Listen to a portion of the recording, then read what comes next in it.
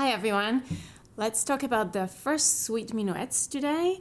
The minuet was a dance that was still danced in Bach's time, although the rest of the dances in the suites were already just pieces for music and inspiration pieces. They were not really danced at this point. Try to imagine yourself dancing to this movement. Bach's minuets don't have upbeats. Almost none of them have upbeats. Let's feel the first beat as heavy. So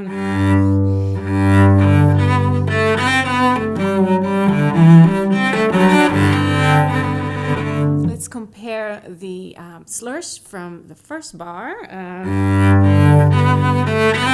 Anna Magdalena's copy to the fifth bar. So here, the first bar, they are separate slurs. And then on the fifth bar, we also have a hemiola.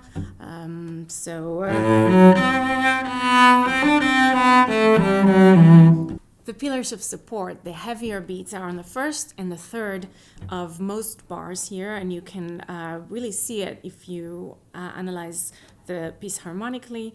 The harmony changes on the third beat. So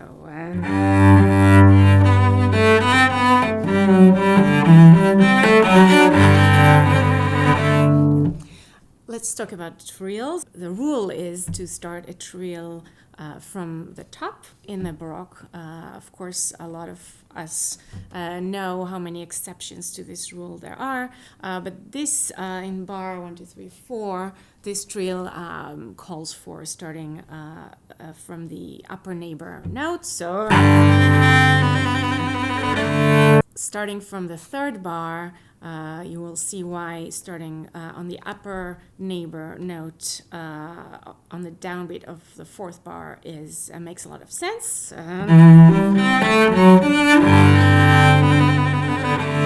we have D, D,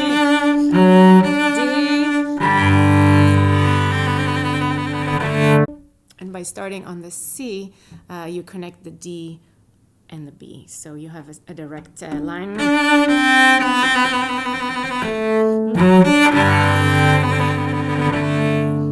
So as I said, the heavier beats are 1 and 3, and you can notice that the moving line is indeed on those first and third beats. So even in the very beginning, we have a G followed by an A. So the A jumps an octave up. So if we look at the first beat, it's G. The third beat is A, jumping up an octave, and the next downbeat is a B. Again, we look at bars 3 and 4. We have so E, F sharp, and G, marked in red here. Slurs in Anna Magdalena's copy are interesting. Try starting up bow. This way you don't have to adjust, and you play as it comes, and then the chord in bar 4 falls on a downbeat. So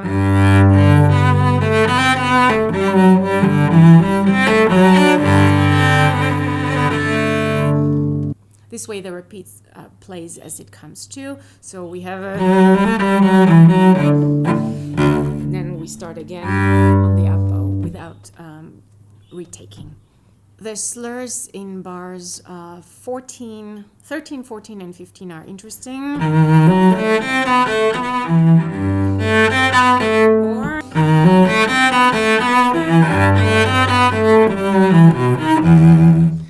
I like separating slightly in the downbeat of bar 15 from the next 3 notes. So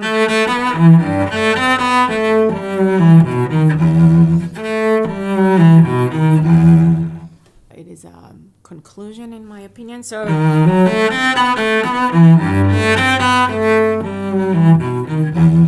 downbeat of bar 16 is ending point. So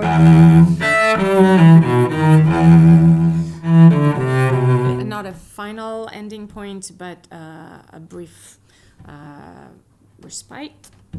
Let's look at the green dots in bars 17, 18, 19, and 20. So we have G, F, A, G. This is an interesting line that I think you should be aware of.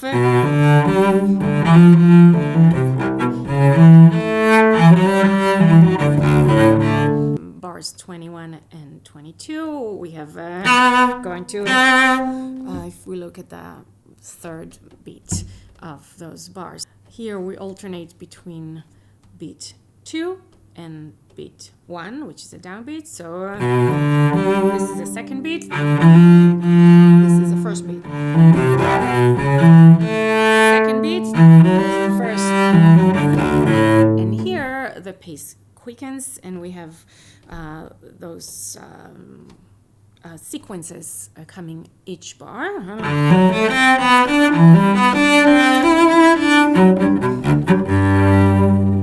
So if to say it differently, we have 2 sequences of 2 bars each.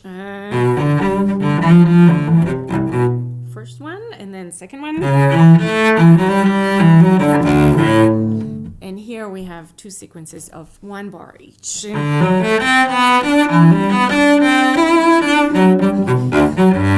as always, punctuate your cadence. Think about how you want to end this first minuet. Perhaps not so robust the first time around. And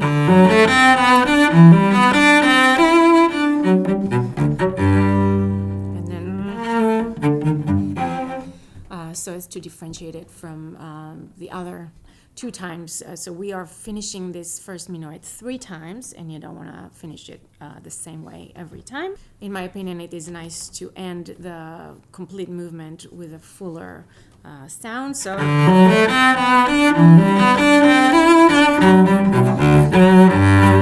show that this is the last time we're hearing this ending, and it's the end of the movement.